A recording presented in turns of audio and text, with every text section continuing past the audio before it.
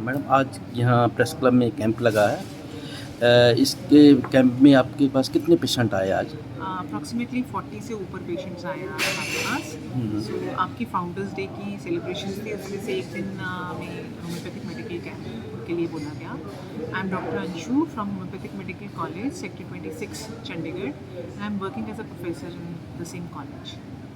तो आपके पास किस तरह के पेशेंट्स आए हैं आज?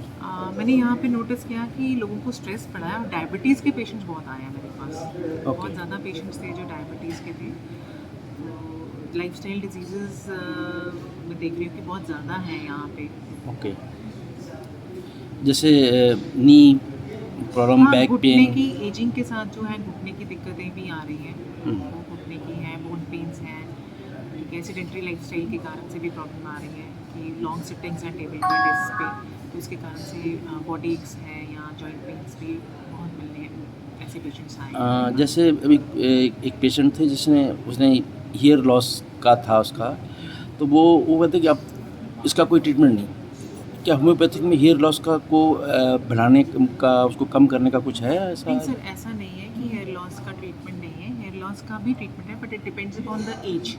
सो कुछ चीज़ें हैं जो लिमिटेड होती हैं हमारी एज के साथ, और होम्योपैथी हमेशा जो है वो कोई डिजीज़ को ट्रीट नहीं करती, वो एक पर्सन को ट्रीट करती है। So we treat the patient, we don't treat the disease.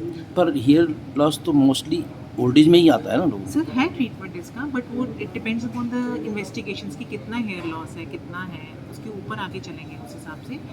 It helps, definitely it helps. को। और एक मिनट मैं पूछना चाहता हूँ कि जैसे लोग डिप्रेशन में जा रहे हैं, क्या होम्योपैथिक में ऐसा कोई ट्रीटमेंट है जिससे वो खुश रहें, डिप्रेशन से बाहर आएँ? सर आज की डेट में सबसे ज़्यादा जो प्रॉब्लम्स आ रही हैं वो साइकोलॉजिकल प्रॉब्लम्स ज़्यादा आ रही हैं, जिसमें से depression is one of the main problem. जो यंगर जनरेशन है वो अपने वर्क फ्रॉम होम में है, सोशलाइजेशन कम है लोगों की। मीडिया का, सोशल मीडिया का इतना इम्पैक्ट है कि वैसे तो दोस्त हैं, बट अदरवाइज़ अगर दोस्तें देखने जाए तो वो है ही नहीं, वो मिसिंग है।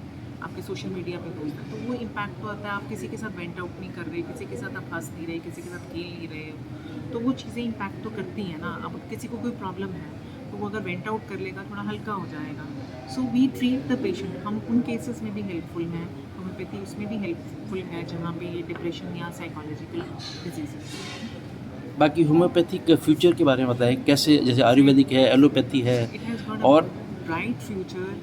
आज की डेट में homeopathy is one of the main component of Ayush. And जैसे मैंने आपको बोला कि साइकोलॉजिकल प्रॉब्लम्स आ रही हैं, हम एलोपैथी में, या I would say allopathy, any other field, इसके ऊपर हमारे पास मेडिसिन जो है वो कम है, या एंटी डिप्रेशंस भी डाल देंगे किसी को, but we treat the patient on the basis of cause. जिसका जो कॉज है उसके ऊपर हम प्रिस्क्रिप्शन देते हैं और उसको ट्रीट करते हैं, और पेशेंट रिकवर करता है उसमें से। उसके कॉज को लेकर हम ट्रीट करते हैं और पेशेंट्स के बहुत अच्छे रिजल्ट्स आते हैं हमारे पास ऐसे पेशेंट्स के। Thank you.